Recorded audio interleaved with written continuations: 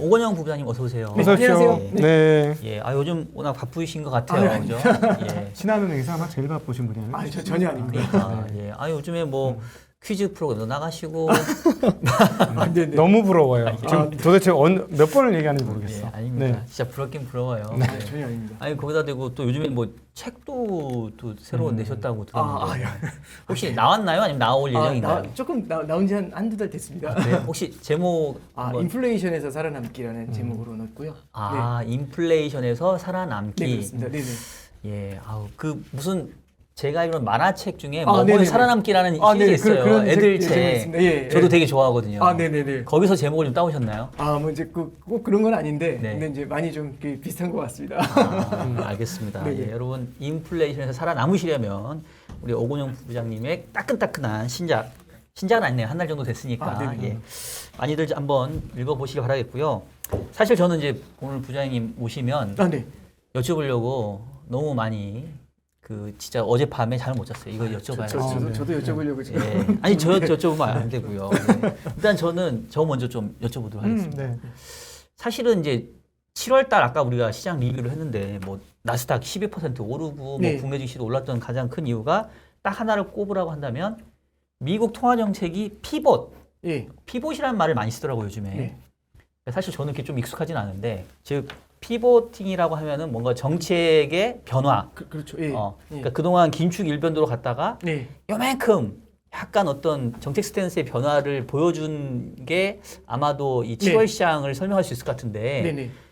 부장님 보시기에 네. 정말로 연준의 스탠스가 바뀐 겁니까? 아니면 우리가 착각하고 있는 겁니까? 그러니까 뭐 착각이라는 표현보다는 네. 연준은 이제 사실 이번 7월 FOMC에서는 이럴 수도 있고 저럴 수도 있다라는 걸 둘 다 언급을 한 게 맞거든요. 팩트는. 근데 일단 시장에서는 제일 듣고 싶은 부분들을 잘 골라서 들어준 것 같아요.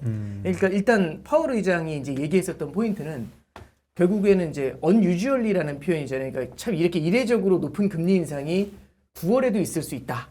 그리고 이제 인플레이션에 대해서도 계속해서 예의주시할 것이다. 이제 이런 얘기들을 같이 했었는데 그 이후에 했던 얘기가 뭐냐면 다만 이제 인플레이션이라 이런 지표들이 좀 안정되는 모습이 나타나게 되면 그리고 이제 중립금리 레벨까지 올라왔으니까 이제는 좀 속도 조절을 해야 될 수도 있다. 이제 이런 얘기를 같이 했는데 이 속도 조절에 이제 시장이 너무나 듣고 싶어 했던 얘기였던 것 같아요. 일단 그 그림을 보면 6월 16일이었을 겁니다. 6월 16일 날 미국 10년짜리 국채 금리가 그때 제 기억에 3.49를 때려요. 3.49가 고점이었고 네. 그런 다음에 쭉 밀려가지고 지금 2.66까지 내려왔는데 네. 이 반대편에서는 어떻게 되냐면 그때 나스닥 지수가 바닥을 찍었습니다. 그래서 1,500으로 바닥을 때린 다음에 지금 위로 쭉 밀어 올린 거거든요. 그래서 이제 저점 대비해서 한 17% 정도 밀어 올렸더라고요. 7월 한 달에는 한 12% 밀어 올렸고. 그러니까 이제 약간 어떻게 표현을 해야 될지 모르겠지만 좀 아이러니컬하지만 침체는 나의 힘? 뭐 이런 거겠죠. 그러니까 침체가 와라. 제발 경기 침체가 와야 된다. 다 무너져야 내 주가가 오른다. 이제 성장주가 이제 사실은 그 컨셉을 많이 갖고 있지 않습니까? 항상 무너질 때마다 돈을 풀어주면 성장이 사라진 상태에서 돈이 풀려 나오니까 희소한 성장을 가지고 있는 자산으로 돈이 몰리잖아요. 그러면 이제 성장주 쪽으로 이제 매기가 다시 생겨나면서 성장주로 밀어올리는 이제 그런 모습들이 좀 나타나는 겁니다. 그리고 이제 제가 지난번에도 한번 말씀드렸는데 결국에는 틀은 이렇게 움직여 왔었던 것 같아요. 이제 세 가지 방향이 계속해서 움직여 온 건데 첫 번째는 이제 인플레이션 쇼크죠. 인플레이션 쇼크 상태에서는 예상보다 물가가 많이 올라온 겁니다. 그러니까 작년도 4분기하고 비슷한 거죠. 물가가 생각보다 많이 올라오면 비용에 대한 이슈가 생기면서 주가도 살짝 고개를 숙이게 되고 그 다음에 금리도 바닥을 기다가 고개를 들게 되고 그래서 이제 주가가 고개를 숙이고 금리가 이제 본격적으로 올라오는 그게 이제 작년도 4분기의 그림이었다면 실제 그리고 나스닥의 고점도 작년 11월이었던 걸로 기억을 해요. 맞아요. 그리고 이제 올해 상반기에 들어와서는 생각보다 빠른 인플레이션을 제압하기 위해서 금리를 끌어올리는 거죠. 시장의 예상보다 강한 금리 인상이 나타나게 되는 겁니다. 그래서 그게 이제 제 생각에는 5월 말까지 그 그림이 이어졌었던 것 같아요. 5월 말까지 계속해서 연준이 금리 인상의 스탠스를 계속해서 업그레이드를 계속 해나갔던 거죠. 시장이 예상했던 것보다 한 레벨 높게 계속 끌어올리면서 인플레이션을 제압하기 위한 노력을 했던 겁니다. 그리고 이제 자산 시장이 이제 흔들렸었던 거고요. 근데 제가 이제 생각하기에는 6월달, 5월달 말 6월달 초가 아마 제 생각에는 그게 이제 핵심이었던 것 같아요. 타겟하고 월마트의 실적이 발표가 되면서 재고에 대한 이슈가 나타나게 됩니다. 재고에 대한 이슈는 제가 경기 침체하고 어떻게 연결이 되는지는 지난 시간에 한번 간단하게 말씀드렸었는데 결국에는 미래의 소비를 땡겨가지고 한 소비, 지금의 소비가 미래의 소비를 땡겨서 한 거고 뒤에는 이제 이게 절벽이 나타날 수 있는데 미래의 소비를 땡겨가지고 한 소비를 보면서 리테일러들은 결국에는 재고를 쌓게 되고 이 재고를 쌓는 과정에서 팩토리에 공장 주문을 엄청나게 넣게 되고 팩토리는 각각 부품에 대한 주문을 넣게 되고 그러면 이제 여기서는 막 공장이 돌아가는데 여기서는 소비가 확 줄어드는 이제 그런 문제가 생긴 거지 않습니까? 그래서 6월달 들어와서는 경기 침체 이슈, 그러니까 리세션 쇼크가 이제 찾아왔던 거죠. 그래서 네. 인플레 쇼크, 레이트 쇼크, 리세션 쇼크인데 리세션 쇼크의 끝에서는 뭐가 있냐면 실물 경기가 둔화가 되지 않습니까? 그러면은 금리가 하락합니다. 그리고 물가 상승세도 주춤해질 수밖에 없을 거야. 라는 얘기를 하거든요. 그러면은 물가 인플레이션도 고개를 숙이게 될 겁니다. 그러면 지난 십몇 년 동안의 교훈을 보면 이제 물가가 잡히게 되면 연준은 더 이상 물가에 신경 쓸 이유가 없죠. 바로 피벗 투 그로스죠. 성장 쪽으로 피벗이 돌아가야겠죠. 그러면 이렇게 되면 돈을 뿌려줄 거 아니냐. 그래서 결국에는 연준이 돌아서는 가장 좋은 방법, 인플레이션을 해결하는 방법은 결국에는 경기 침체다. 침체는 나의 힘. 이제 이런 얘기가 되는 거고, 그러면은 금리가 내려가고 물가가 안정될 것 같으니까 이 기대를 머금으면서 자산 시장이 이제 미리 반응을 하게 되는 거죠. 네. 그러면서 이제 6월 16일 날 말씀드렸던 것처럼 금리가 고점을 찍고 꺾이고, 그런 다음에 자산 시장이 이제 그 성장주를 중심으로 해서 이제 바닥을 밀고 올라오는 이제 그런 그림이 이제 나타난 게 아닌가. 좀 그렇게 좀 보고 있습니다. 그러니까 해석은 충분히 네, 그렇게 다들, 할 만한데 다들 그렇게 하죠. 이제 여기서 네. 이제 드는 의문이 네. 침체는 나의 힘. 네. 그러니까 결국은 침체가 오면 물가가 잡힌다라는 기대를 먼저 반영한 거잖아요. 네, 그렇죠. 채권 시장, 주식 시장 다 그렇게 된 거고. 그렇죠. 여기서 잠깐만 음. 레리 서머스가 네. 지금 이 금리 중립금리 아니라 그랬어요. 아, 네. 자, 이거 점검하고 가야지. 중립금리라고 연준은 얘기하고 있고 그동안 이번 시장의 흐름을 가장 잘 맞춘 레리 서머스는 아니다 그랬어요. 자, 어떻게 봐야 할까요? 제가 만약에 그 연준처럼 주장을 했고 네. 레리 서머스가 그 논리로 반박을 했으면 네. 저는 답을 못했을 겁니다. 이제 왜 그러냐면 일단 먼저 지금 이제 이번에 사실 FOMC에서 가장 큰 이슈 중에 하나가 중립금리가 이슈였었어요. 네. 그러니까 중립금리라는 거는 결국에는 물가가 오르지도 않고 내리지도 않는 그런 굉장히 아름다운 금리 레벨이지 않습니까? 어디에 존재하는지 모르지만 근데 이제 연준에서는 2.25에서 2.5 정도 있을 것 같다라는 얘기를 이제 두루뭉실하게 했었고 그러면 이제 연준에서는 지금까지 이제 했던 게 뭐냐면 우리 저기 결국에는 그 군대 영화하고 되게 비슷한 것 같아요. 뭐냐면 이렇게 트럭으로 가지 않습니까? 접촉 지역까지. 접촉 지역 딱 오면은 내려 하차 하면 이렇게 쫙 내린 다음에 그 다음부터 이러고 가지 않습니까? 천천히. 그러니까 뭐냐면 중립금리 존까지는 빠르게 가는 거죠. 중립금리 존 앞에 딱 서게 되면 여기서 이제 하차 이거죠. 네. 그럼 천천히 가야 되는 거 아니냐? 이제 이런 얘기고. 그게 너무 사실 위험을 지금 시장이 그 생각을 그렇죠. 하면서 좋았던 거죠. 그렇죠. 그러니까 네. 사실 연준의 파월 의장도 그 코멘트를 날려준 거죠. 중립금리 레벨 위에서는 조금 천천히 갈 수도 있다라는 걸 갖다가 사실상 약간은 좀 보여줬던 거죠. 네. 근데 이제 먼저 첫 번째는 중립금리 위에서 이제 천천히 가야 된다라는 게 맞느냐에 대해서 지적을 하는 사람이 블라드고요. 블라드가 얘기하는 건 그거죠. 좋다. 중립금리까지 빨리 오자는 건 나도 동의하는데 지금 물가가 9.1이다. 우리는 2.0으로 내리려면 중립금리보다 위에 있어야지. 중립금리에 있으면 이거는 9.1을 유지하자는 얘기 아니냐. 이제 이 얘기죠. 이 얘기도 들으면 할 말이 없을 것 같아요. 맞네. 이렇게 될 것 같아요. 그래서 이제 이걸 잡아내리자는 얘기를 하고 있는 거고. 네. 그래서 이제 블라드 얘기는 결국에는 중립금리 위에서 천천히 가는 것에 대해서 반박을 하고 있는 거죠. 그래서 블라드는 사실상 올해 연말에 4%까지 끌어올려야 된다. 3.75에서 4까지. 그 주장을 계속하는 거죠. 그렇게 해야 내년에 금리를 인하할 수 있다라고 얘기하고 있는 게 블라드고요. 네. 그게 이제 1994년의 모델과 사실상 비슷하다라고 얘기하는 겁니다. 근데 이제 두 번째 말씀해 주셨던 서머스는 얘기하는 거죠. 그 중립금리 위에서 논다 이걸 떠나서 그게 중립금리가 맞아? 이 질문을 던지는 겁니다. 그러니까요. 근데 이제 이게 한번 잠깐 이제 어떤 걸 한번 우리가 되새겨 볼 수 있냐면 이 중립금리에 대한 얘기가 2018년도에도 꾸준히 나왔어요. 네. 그때 9월, 10월에도 이제 어떤 얘기가 나왔냐면 파월 의장이 2018년도 10월 4일 날 정확하게 이런 얘기를 합니다. 우리 연준이 가야 될 금리는 아직까지 여기서 한참 멀다. 그때 이제 2.0에서 2.25 사이에 있었거든요. 네. 금리가, 기준금리가. 그러면서 이제 여기서 더 가야 된다라는 걸 주장을 했던 겁니다. 여기서 far from이라는 굉장히 유명한 표현을 써요. 맞아요. 그 얘기를 듣고서 주식시장이 완전히 흘러내리기 시작하죠. 뭉개지기 4분기, 시작- 28년도 4분기니 주식시장이 흘러내리기 시작하죠. far from이라는 얘기는 그럼 2.0에서 2.25 사이에서도 far from이라는 얘기는 중립금리까지 아직 멀리 남았다는 얘기지 않습니까? 그럼 중립금리가 어디일까? 그 고민을 해보는 거죠.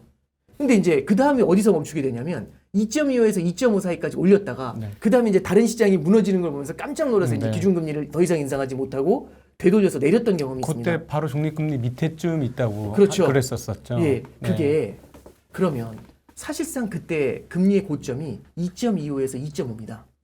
이번에 0.75를 끌어올렸잖아요. 네. 지금 기준금리가 2.25에서 2.5 그때로 맞습니다. 돌아온 겁니다. 예. 그러면 이제 사실상 이제 레리 서머스가 딱 얘기하는 거죠. 지금 우리가 18년도 4분기의 고점을 보고 있다. 이게 중립금리일까? 그때의 실업률하고 지금의 실업률을 비교해 보자. 네. 실업률이 더 낮아요. 훨씬 그렇죠. 3.6% 아직까지 3.6이죠. 예, 그다음에 네. 이제 그건 제 생각에 어떻게 또 이것저것 막 말을 하면서 좀 예를 들어서 뭐 경제활동 참가율 이런 얘기 하면서 대응할 수 있을지 모르겠는데 딱 얘기하는 거죠. 인플레이션을 봐라. 그때 소비자 물가지수가 2.3이었고요. 지금 소비자 물가지수가 9.1입니다. 네. 이거는 뭘로 평가를 해야 되죠? 그러니까 이제 이거는 뭐 PC 이게 뭐 코어를 가져오든 뭘 가져오든 대항할 말이 없는 거죠. 네. 어떻게 2.25에서 2.5라고 확언을 해서 말을 할 수 있냐? 이거는 또 한 번에 그 작년에 했었던 일시적이라는 그 말과 뭐가 다르냐 이게. 네. 여기서 만약에 멈추게 되면 연준이 하는 대표적인 실수가 될 것이다 이런 얘기를 했고 사실상은 이제 어떤 걸 시장에서는 떠올릴 수 있냐면 지금은 아니지만 제가 좀 두려워하는 시나리오 중에 하나는 이런 거예요. 뭐냐면 이제 1970년대를 가보면 1973년 이제 우리가 되게 좀 잘못 알고 있는 것 중에 잘못 알린다기보다는 좀 오해하는 것 중에 뭐가 있냐면 아서번스라는 사람이 그때 당시 연준 의장이었어요. 네. 아서번스는 기준금리를 인상하지 않았다. 물가를 잡으려는 생각이 없었다. 맞는데 조금 과장된 부분은 기준금리 인상을 72년, 73년에는 좀 세게 했었어요. 네. 인플레이션을 잡으려고. 근데 인플레이션이 고개를 숙이는 걸 보자마자 너무 환호를 하면서 기준금리를 쫙 잡아 낮추거든요. 네. 그러니까 73년, 74년까지 급락했던 주가가 다시 크게 반등을 하게 되죠. 75년, 76년에. 그게 이제 70년대 얘기인데 문제는 그렇게 달리다가 고하다가 스톱을 해버렸지 않습니까? 네. 금리를 인상하다가 스톱을 해버렸잖아요. 물가를 제대로 잡지 전에. 그러니까 뭐냐면 호리병 속에 진이를 집어넣기 전에 다 들어가지도 않고 목이 이렇게 나와 있는데 그걸 보기도 전에 그냥 포기해버린 겁니다. 금리 인상. 그랬더니 네. 그게 다시 76년, 77년도에 다시 거대한 인플레이션을 만들게 네. 되면서 그걸 제압하려고 결국에 누가 등장한 거냐면 다들 아시는 것처럼 폴 볼커가 등장해서 실업률을 10% 넘게까지 끌어올린 다음에야 이 제압이 됐던 거지 않습니까? 네. 그러니까 이제 이거를 깔끔하게 제압하고 가는 게 맞는데 약간 좀 저는 이제 어떤 느낌이냐면 이런 느낌이 있어요. 뭐냐면 이제 저희 어머니가 이제 어렸을 때 이제 약 같은 걸 먹으면 약을 꾸준히 복용을 해야지 이제 낫는데 약이 맛이 없어요. 되게 맛없어요. 그러면은 조금 낫는 것 같으면 안 먹고 약 낫는 것 같으면 안 먹고 이런 경우들 좀 있잖아요. 그러니까 예. 전 되게 그 네. 생각을 좀 많이 하게 돼요. 그러니까 어쩌면은 근데 사실 연준이 그래서 사실상 포기하자 이 얘기가 아니라 다음번에 인플레이션 상황에 수그러들지 않는다면 더 세게 갈 수 있어요. 이런 얘기를 분명히 했었죠. 네. 처음에 예, 양쪽을 다 열어놓은 거죠. 네. 근데 이제 시장은 이제 듣고 싶은 부분을 들은 거죠. 예를 들어 듣고 싶은 부분이 뭐냐면 침체가 아니다. 금리를 내릴 수 있다. 이제 이런 쪽에 이제 포커스를 좀 중립금리 위해서는 천천히 가야 된다. 이제 이런 것들에 대해서 좀 이렇게 시장이 조금 더 많이 환호했던 더 너무나 듣고 싶었기 때문에 그랬던 거 아닌가라는 생각이 좀 듭니다. 그러니까 저는 네. 사실 걱정스러운 게 이게 어쨌든 간에 지금 요번 사이클에서의 물가는 공급 측 요인이 강하니까 네. 이건 어쩔 수 없지만 통화 정책을 잡을 수 있는 거는 이제 수요 측 특히나 이제 기대 인플레이션인 네. 거잖아요. 근데 지금 75bp 금리 인상을 했는데 사실상 금융시장에서 느끼는 어떤 통화 정책은 긴축적인 게 아니라 이제 긴축 끝났다. 이렇게 받아들여 버리면 네. 이게 기대 인플레이션이 잡힐까 과연? 네네네. 그러면 지금 말씀 주신 것처럼 약간 내성이 생겨가지고 네. 이러면은 정말로 다시 또 센 멘트를 내놔야 될 수밖에 없는 그런 상황으로 또 갈 수 있지 않을까. 그러니까 연준이 올해 들어서 하는 것 중에 뭐가 있냐면 약하게 내가지고 시장이 너무 환호하면 이제 사람들을 동원, 그 연준 인사들을 동원해서 네. 매파적인 코멘트를 던지게 하고. 내일 모레 이제 블러드 예. 발언이 하나 또 있어요. 근데 네. 사실 네. 블러드 발언이 되게 중요하긴 합니다만 이미 지난주에 그 FOMC 끝나자마자 보스틱이 등장을 해요. 이 보스틱이 6월 달에 어떤 얘기했던 사람이냐면 6월 초에 시장에 한번 그 희망의 끈을 쥐었던 사람인데 그래갖고 9월 올랐다가 그렇죠. 다 박살난 거 아니에요. 9월 달에는 기준금리 인상을 멈출 수도 있다 이제 이런 얘기 했다가 중립금리 위니까 그 얘기 했다가 이제 지금은 이제 그 얘기 했었던 사람인데 이번에 등장해가지고는 기준금리 인상은 계속되어야 한다. 이 얘기를 한 거고 두 번째는 이제 주말에 카시카리가 등장한 거죠. 미니애폴리스. 그 사람도 이제 왕비들기지 않습니까? 근데 카시카리가 얘기하는 거는 연준이 성장이고 경기 침체 나한테 물어보지 마라. 나는 경기 침체에 대해서는 관심 없다. 우리가 해야 될 일이 있기 때문에 확고한 일이 있기 때문에 그 얘기는 뭐냐 인플레이션을 잡겠다는 얘기거든요. 이 둘 다 비둘기파에 속합니다. 네, 그리고 맞아요. 하나 더 말씀드리면 저는 이번에 이제 6월달에 FOMC가 솔직히 조금 좀 생각이 났었어요. 6월달에 파월 의장이 뭐라고 했냐면 기자들이 물어봐요. 아니 왜 0.5가 아니라 0.7로 올렸냐고. 말은 0.5 해놓고 뭐 하시는 거냐고 이렇게 물어봤더니 파월 의장이 무슨 얘기를 하냐면 미시간대 기대 인플레이션 지수, 장기 기대 인플레이션 지수가 올라오는 게 눈에 들어왔다라는 표현을 써요. 근데 이제 그게 장기 기대 인플레이션 지수가 되게 오랫동안 머물러 있었는데 이게 3.3으로 탁 튀어 올라갔거든요. 그걸 보면서 FOMC 직전에 금요일 날. 그러니까 FOMC가 그때 제 기억에 화요일인가 수요일인가 그랬는데 월스트리트 저널을 통해 가지고 뉴스 흘린 다음에 인상을 그렇죠. 해버린 거지 않습니까? 75bp를. 네. 근데 이제 그때 이제 그 표현을 쓰니까 시장에서는 아 그럼 연준이 이거 보는구나. 미시간대 기대 인플레이션. 근데 6월 말에 FOMC 끝나고 이제 6월 말에 그 미시간대 기대 인플레이션이 두 번 발표되잖아요. 그러니까 둘째 주 금요일 날에는 예비치가 발표가 되고 넷째 주 금요일 날에는 확정치가 발표가 되잖아요. 근데 확정치는 또 떨어져서 나왔어요. 네. 그랬더니 시장에서 와 이거 오버한 거네 라고 이제 잘못된 예측이었다. 예정치가 이제 예상치가 좀 잘못된 거다 이제 이렇게 얘기했었던 사람도 있고 두 번째는 75bp 올려가지고 벌써 기대 인플레이션이 꺾인 거다 이제 이렇게 해석했던 사람도 있습니다. 근데 뭘 떠나 어떤 케이스인지 간에 둘 다 떠나서 결국에는 기대 인플레이션이 꺾인다라는 걸 보게 되니까 시장이 환호를 했었던 거죠. 그게 이제 사실상 이제 6월 말 이후에 7월 달에 랠리를 만들어냈었던 대표적인 케이스 중에 하나라고 봅니다. 근데 이제 이번에는 그 파월 의장이 뭐라고 했냐면 인플레이션이 조금 진정되는 기미를 우리는 계속해서 보고 있다. 이 얘기를 하면서 임금 상승세도 조금씩 이제 둔화되는 듯한 모습이 나타나서 좀 마음의 안정이 되는 것 같은데 특히 이제 이번 주에 발표될 그 고용지표가 아니라 그 PCE 졸층. 소비자 물가지수하고 ECI죠. 네. 인플로이먼트 이제 코스트 인덱스 그걸 한번 좀 봐야 되겠다 이 얘기를 했는데 와, ECI가 또 서프라이즈로 나왔어요. 굉장히 높게 나왔거든요. 그리고 PCE도 지난주 금요일에 PC 높게 나왔죠. 높게 높게 나왔죠. 나왔죠. 근데 저는 PCE보다도 그 결국에는 ECI 지표가 8월에 말했었던 지표가 세게 나왔거든요. 그럼 임금 상승세가 여전히 탄탄하다라는 겁니다. 전년 대비 5.1% 오르고 있거든요. 네. 이러면 연준도 무언가 좀 고민을 다시 하게 되는. 그러니까 결국에는 6월 달에는 얘기했었던 거 매파적인 되게 세게 나온 줄 알고 얘기했던 게 좀 주춤하게 나왔고 이번엔 약하게 나올 줄 알고 코멘트했던 게 세게 나오고 이러니까 이제 연준 입장에서도 고민이 많이 되겠죠. 그러면 이제 이번 주에 이제 에반스라든지 아니면 이제 누구죠 블라드 이제 이런 분들이 하는 얘기를 좀 한번 우리가 좀 경청해서 들어볼 필요가 있겠죠. 네, 오늘 지금 계속 날짜까지 정확하게 말씀하시니까 우리 많은 분들이 노건영이 그 우영우다. 우영우 보는 것 같다 지금. 아마 그래요. 이 그래요? 우영우 같으신 우리 오건영 부장님이 쓴 책 인플레이션은 살아남기 한번 광고를 한번 해줄 필요가 있을 것 같아요. 우리 감사합니다. 우영우 씨 네. 인사를 한번 드려야 되나? 아, 오투도 거투도요. 감사합니다. 죄송합니다. 네. 깜짝 놀랐습니다. 저도 좋아해가지고. 예, 얘기를 계속 이어가 보면, 그러니까 사실 이제 저는 이게 채권 시장도 지난주 우리 얘기할 때만 하더라도 채권 시장 그냥 뭐 지금 현재로서 합리적이다라고 얘기를 했었는데 지난주 시장 보면서 저도 조금 채권 보는 입장에서 약간 그랬던 게 미국채 10년짜리 금리가 2.6까지 간 거는 저는 이해할 수 있습니다. 왜냐하면 사이클 바뀌어서 10년 동안 평균으로 보면은 뭐 금리 2.6일 수 있어. 그거는 수용할 수 있는데 미국채 2년짜리 금리가 2.9예요 지금. 네, 네. 맞습니다. 근데 지금 연말에 기준금리에 대한 전망이 3.25에서 3.5 정도의 높은데 미국채 2년짜리가 2.9밖에 안 된다는 얘기는 이건 사실은 연말에 그 정도까지 기준금리 못 올릴 거라고 지금 생각하는 거거든요. 채권 시장 보면. 네네. 어떻게 생각하세요? 지금 시장이 이제 합리적으로 움직이고 있다고 보십니까? 저는 연말에 기준금리를 못 올릴 거야 보다도 2년짜리의 스팬은 사실 내년 말까지도 커버가 되는 거지 않습니까? 네.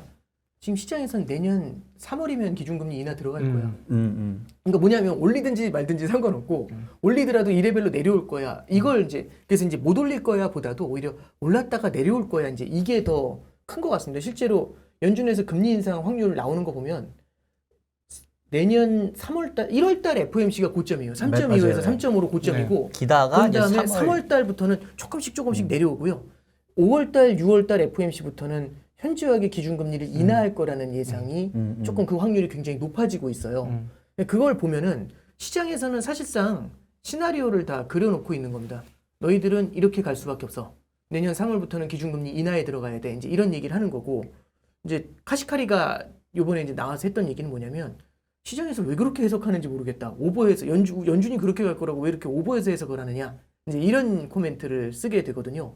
그러니까 물론 연준이 오판하는 것일 수도 있습니다. 시장이 맞는 것이고 연준이 오판하는 것일 수도 있는데 일단은 저기 연준 입장에서는 지금 굉장히 어리둥절한 상황이죠. 그럼 시장이 너무 이걸 갖다가 너무 쉽게 받아들인다고 하면 연준 입장에서도 이걸 좀 제압해 줄 필요가 그렇죠. 있거든요. 왜 그러냐면 최근에 이제 자산 가격이 다시 뛰어오르게 되니까 흘러내리던 기대 인플레이션이 다시 고개를 들기 시작했어요. 충분히 그럴 수 있죠. 네, 결국에는 그래서 저는 좀 이제 이런 생각도 좀 해봐요. 그러니까 자산 가격하고 인플레이션하고 과연 연동이 돼 있을까? 이제 그런 생각을 좀 해봐요. 자산 가격이 높으면 사람들의 소비가 탄탄해질 수 있는 거잖아요. 그렇죠. 그럼 이거는 분명히 그것하고도 연관돼- 연관이 돼 있을 수 그렇죠. 있거든요. 그럼 자산 가격이 올라갈 것이다라는 그 기대감 이런 것들이 세지고 실제로 자산 가격이 오르게 되면은 그러니까 예를 들어 이런 거지 않습니까? 집을 샀는데 집값이 많이 올라요. 그러면 이게 노후다라고 생각하시는 분들도 생길 수 있잖아요. 그렇죠. 이게 노후다라고 생각을 하면은 그냥 지금 버는 돈은 써도 되는 거 아닐까요? 그러니까 자산 가격이 너무 오르게 되면은 사람들은 저축이 없어도 그걸로 저축이 돼 있다라고 생각을 하는 경향들이 생겨날 수가 있습니다. 그래서 자산 가격하고 기대 인플레이션하고 만약 연동이 돼 있으면 이런 일이 벌어질 수 있어요. 아까 전에 인플레이션 말씀드렸죠. 인플레이션 쇼. 그다음에 금리 쇼 말씀드렸죠. 금리가 올라가지고 주식시장이 깨졌던 네. 리세션 쇼 말씀드렸죠. 리세션 쇼기 오면 금리도 내리고 주가도 내리지 않습니까? 네. 근데 리세션 쇼에서는 어떤 반응이 오는 거냐면 금리가 낮아지고 물가가 낮아지니까 성장주부터 자산 가격에 반등이 올 거다. 그래서 침체는 나의 힘 이 얘기잖아요. 네.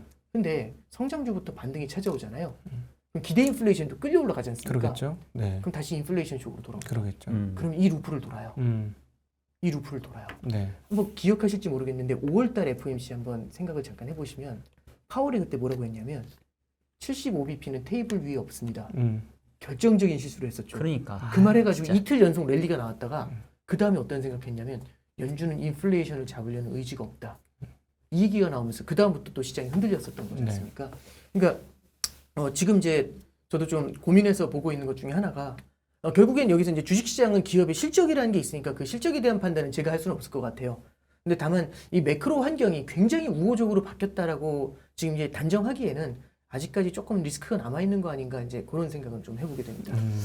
그러니까 이제 결론이 사실 똑같은 얘기 같아요. 제가 작년부터 저희가 얘기하는 게 제롬 파월이 과연 물가를 잡을 수 있을까? 응? 의지는 있냐? 그리고 지금 아까 말씀하신 것처럼 미국채 2년짜리 금리가 2.9인데 그 이유가 올해 말까지 3.5로 갔다가 네. 내년도 3월 이후에 빠질 거니까 그냥 나는 2.9에 있을래라고 한다면 그럼 사실은 올해 말까지 3.5로 올렸었을 때 정책 효과가 날까요? 지금 저도 그러니까 말씀해 주신 부분이 저도 네. 포인트라고 생각을 하는데 결국에는 저는 그건 것 같아요. 그러니까 샴페인을 일찍 터뜨리는 거지 않습니까? 샴페인을 일찍 터뜨리는 것도 바보 같아서가 아니라 사실상 게임 끝났어 이렇게 하다가 이제 사실은 샴페인을 터뜨린 거잖아요. 근데 이 샴페인을 일찍 터뜨린다는 건 결국에는 호리병 속에 그 인플레이션이라는 진위를 다 집어넣어야 되는데 지금 사실 제가 봤을 때는 안 안 들어갔지. 들어갔거든요. 그러니까. 제가 봤을 때는 전혀 안 들어갔는데 들어갈 거야. 들어갈 수밖에 없어. 그렇게 생각을 하면서 지금 샴페인을 터뜨리고 있는 상황인 거잖아요. 그게 저는 이제 좀 어떤 생각을 하냐면 포워드 가이던스라는 것에 대해서 지난번에도 한번 말씀드렸었는데 이 포워드 가이던스에 대해서 시장이 따라가 주는 것도 되게 좋은데 포워드 가이던스가 너무 클리어하게 나오게 되면 그래서 저도 이렇게까지 내년에 1월부터 금리를 내릴 거야 이렇게까지 예상하는 건 본 적이 없었던 것 같아요. 사실상 그러니까 너무 시장도 거기에 대해서 너무 빠르게 반응하고 있다라는 생각을 좀 하게 맞아요. 됩니다. 예, 네. 너무 클리어하게. 예, 이거 부작용이 아닌가 그런 생각도 좀 들어요. 예. 그리고 뭐 사실 이제 통화 정책에 대해서는 뭐 그래도 계속 얘기했으니까 저는 조금 걱정되는 것 중에 하나가 이제 9월이 되면 그러니까 지금 시장이 사실 7, 8월을 좋게 보는 이유가 9월 21일 FOMC까지는 통화 정책이 없다. 네, 이벤트가 없다. 네, 한 달 반 이상 남았으니까 뭐 8월 말에는 잭슨홀이야 지금 뭐 큰 문제 없으니까. 근데 지금 걱정되는 게 9월 달 되면은 양적 긴축. 네, 우리 오 부장님이 아마 연초에 나오셔가지고 양적 긴축에 상당히 좀 중요성을 좀 얘기를 하셨던 것 같은데 네, 네, 네.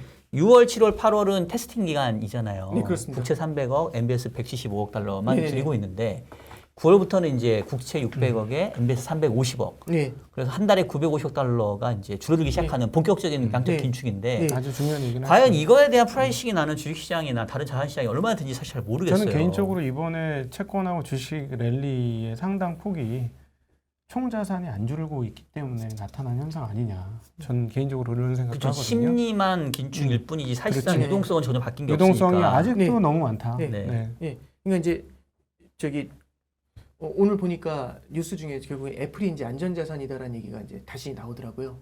애플은 안전자산의 지위에 올랐다. 네. 그러니까 다 무너져도 애플을 사면 된다. 음. 애플은 미국 국채화, 애플 주식이 미국 국채화 같아졌다는 그런 얘기잖아요. 그러니까 저 다시 한번 이제 놀랬습니다. 역시 이제 이렇게 되면 이제 애플은 신이 되는 거잖아요. 바벨탑이 하늘에 닿을 수 있는 케이스가 되는 겁니다. 근데 저는 그렇게까지는 생각하지는 않고요. 결국에는 풀어놓은 돈들이 지금 어디론가 계속 움직여 놓는 건데 풀어놓은 돈이 막대하지 않습니까?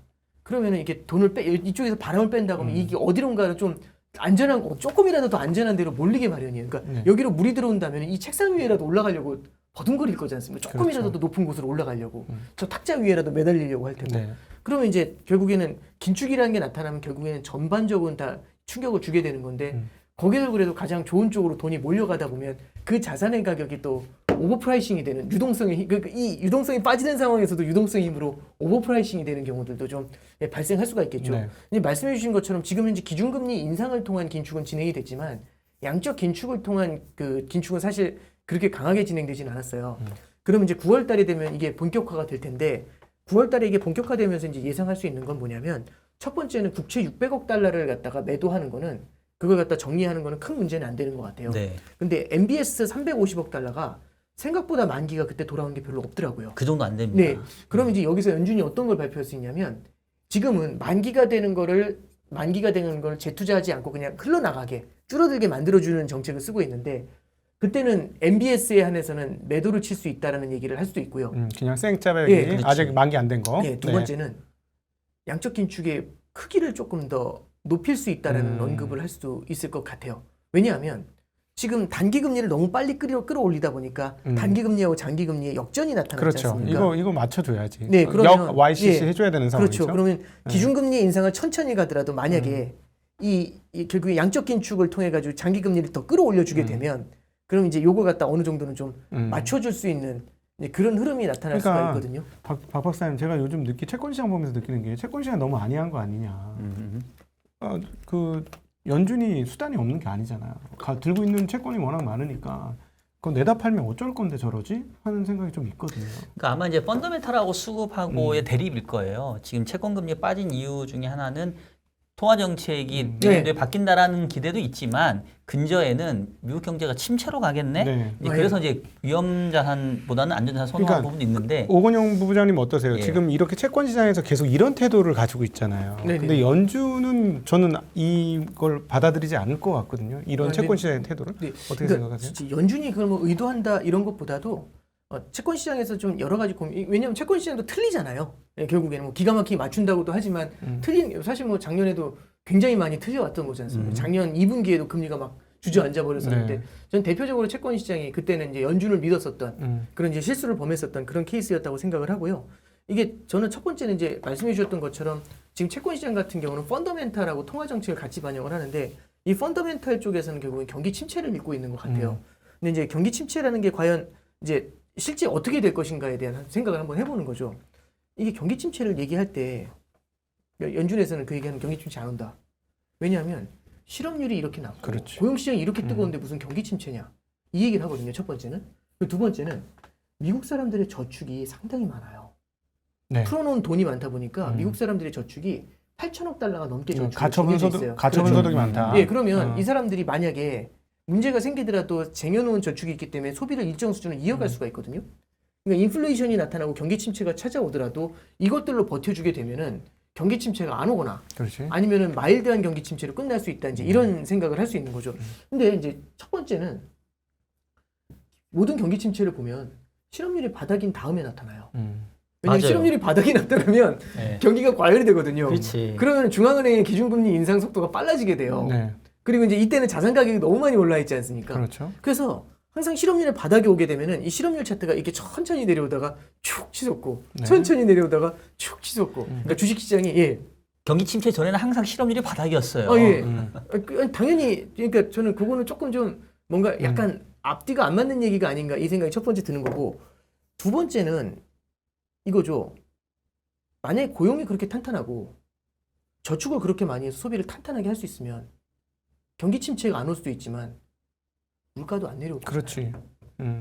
그러지 않나요? 근데 제가 생각할 땐 그런 거죠. 근데 이번에 네. 재고 조정되는 거 봐가지고는 돈은 있는데 사람들이 알아서 좀 겁먹고 있는 부분도 없잖아 있는 것 같아요. 그러니까 저는 이제 이게 그 에스더 조지가 그 얘기를 해요. 캔자스 연은 저는 그분 제 코멘트는 항상 죽으면서 읽는데 굉장히 많은 이 영감을 줍니다. 이제 어떤 얘기를 하느냐면 와일드 카드라는 표현을 쓰는데 저는 그 얘기 듣고서 너무 감동이라기보다는 생각을 되게 많이 하게 됐는데 예를 들어 이런 거죠.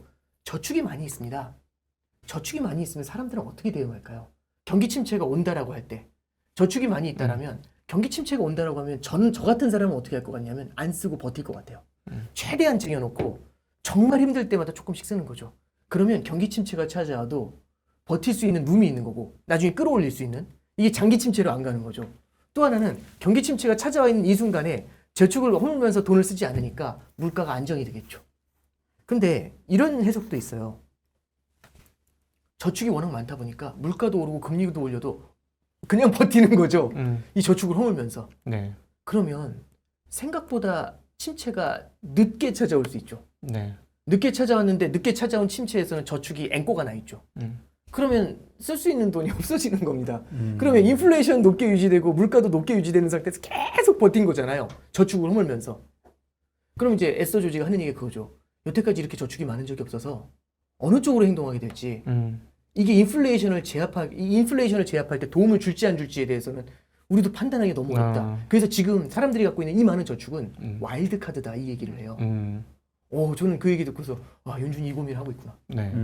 이 생각을 했었어요. 그러니까 저도 저축이 어떤 영향을 줄까 하고 이 머리가 나쁘니까 잘 생각이 안 났는데 그 얘기를 듣고서 이 고민이 되고 있구나 이제 이 생각을 했었어요. 그래서 연준에서 얘기하고 있는 게 저는 어쩌면은 그러니까 뭐냐면 침체가 안 오면서 물가를 잡는다?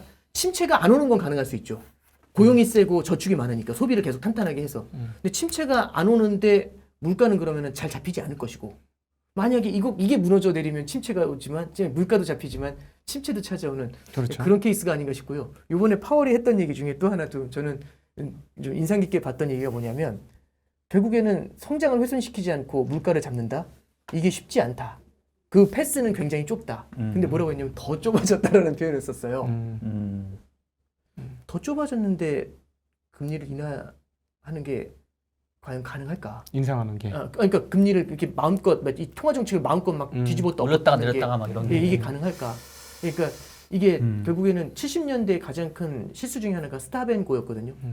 가다 멈추다. 네. 결국에는 꾸준히 복용해서 이 병을 갖다가 발본색원을 해줘야 되는데 그게 아니라 가다 멈추다 하면 얘도 내성이 생기고 이제 그런 케이스지 않습니까? 그래서 연준이 그 부분에 대해서 이제 계속해서 좀 고민을 하고 있고. 자, 스탑앤고 얘기했으니까 하나만 더 네. 여쭤볼게요. 사실은 이번에 그 75p 금리 인상하기 직전에 그 백악관에서 만났지 않습니까? 네. 그래서 해석 중에 이건 뭐 협의된 75bp 아니야? 중앙은행 독자적인 판단이 아니라 이거 백악관에서 뭔가 한 거 아니야? 그러면 뒤집어서 보면 11월 선거 전에 또 뭔가 백악관 입맛에 맞는 판단을 해주는 정책 결정을 해주는 거 아니야? 그러면 만약에 금리 인상폭을 좀 낮게 해주면 11월 선거 전에 한 시장 좀 띄워주고 분위기 좋게 해주면 연말 가서 정말 어려운 결정을 해야 되는 거 아니야? 하는 독립성에 대한 의문을 제기하는 사람들이 있어요. 네네네. 어떻게 보실까요? 근데 이제 독립성이라는 거는 저는 이제 그거 같아요. 뭐냐면 예를 들어서 이런 거죠. 정부에서 중앙은행한테 너 이렇게 해. 이건 독립성을 훼손을 시키는 건데 중앙은행이 알아서 정부에 맞춰주면 그 독립성이 훼손인가? 독립적으로 알아서 맞춰주는 거잖아요. 그러니까 저는 약간 물론 저도 그냥 뇌피셜밖에 안 되는 거고 근거를 대라면 없습니다만 그냥 약간 연준도 되게 이 두 가지 사이에서 너무 갈팡질팡하고 있는 것 같아요. 그러니까 지난 10년 동안 성장이라는 것에 대해서 너무 큰 스트레스를 받아왔던 게 1번. 두 번째는 40년 만에 거대한 인플레이션이 찾아와서 얘를 어떻게 대응해야 될지를 제대로 좀 방향을 잡지 못하고 있는 게 2번. 이 둘 사이에서 왔다 갔다 하는 거고요. 그 다음에 이제 자산시장도 저는 두 가지가 존재한다고 봐요. 주식시장이 깨질 것이라는 두려움. 이게 분명히 있고요. 이 두려움에 못지않게 큰 게 뭐냐면 여기서 바닥 긁고 올라갔을 때 먹지 못할 거라는 두려움. 음. 이 두 가지가 저는 어느 게 더 큰지는 잘 모르겠어요. 근데 사실상 후자의 두려움이 전자의 두려움보다 약하거든요. 왜냐하면 사람 리스크 어버션이 있습니다. 하락을 더 공포를 많이 느끼거든요. 근데 이제 어떤 게 있냐면 지난 10년 동안 마이더딥이 항상 성공했던 모습을 봤잖아요. 네. 그렇죠. 그러면 지금도 많은 사람들이 그리고 꿈꾸는 그 그림이 그 차트가 있을 거예요. 이거지 않습니까? 이 차트를 다 꿈꾸고 있는데 그걸 지난 10년 동안 학습을 통해서 배웠잖아요. 네. 그렇기 때문에 저는 지금 참 독특한 건 하락에 대한 공포만큼 먹지 못할 거라는 상승에서 소외될 거라는 공포도 공존하고 있는 것 같아요. 맞아요. 네. 이 공존이 저는 되게 채권 시장에도 있다고 생각하고요. 네. 주식 시장에도 있다고 생각하고요. 네. 그래서 이제 되게 많이 나오는 얘기 중에 하나가 이제 캐피출레이션이라는 표현을 이제 BOA 그 마이클 하트넷도 쓰는데 캐피출레이션이 아직 나오지 않았다라는 얘기를 하는 이유 중에 하나도 그런 데 있지 않나 뭐 그런 생각을 좀 해보게 됩니다. 네. 야, 우리 오건영 부부장님이 딴 데 가면 이렇게 깊이 있게 얘기해 주시는가 참 궁금해요.